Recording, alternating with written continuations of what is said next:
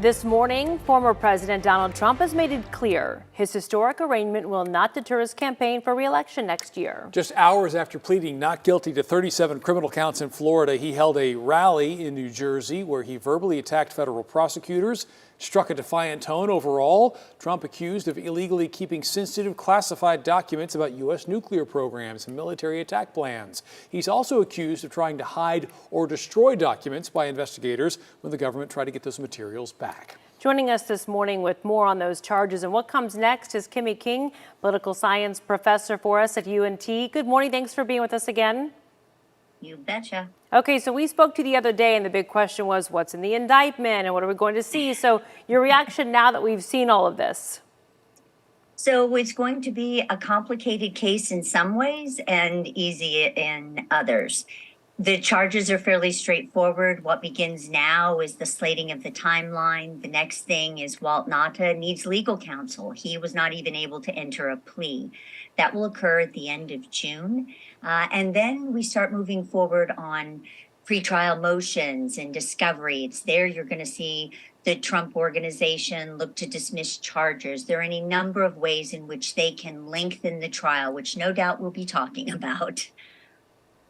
Now, Trump said yesterday night at the political rally that this is unfair prosecution from his political rivals, namely Joe Biden. Is there anything that you've seen in this case that lends credence to that claim? So the deal is if you're going to try to show selective prosecution in some way, that's very difficult to do. And as we saw in the previous case before Judge Cannon, who this case will appear in front of again, there was this concern that had been raised that somehow Trump was being unfairly treated. But the appellate court there said that in no way was she entitled to take the actions that she had. And so there will be a pretrial motion to dismiss. There are any number of charges, especially since they had information from one of Trump's attorneys who's still on staff that they had been able to get. So that's going to be the first legal issue out of the gate. Now, at this point, we understand that the presidential race, as far as Trump's campaign is concerned, really has been unaffected by these charges and other issues surrounding this. But how could this impact the actual election? So they very well may be hearing the trial against Trump during the election. It's part of the complicated nature of this case. One of the other issues that's going to be difficult is that right now they're trying to come up with a list of people that President Trump is not supposed to speak to because they were subpoenaed and they had appeared before the grand jury. That's going to drag some of this out, no doubt.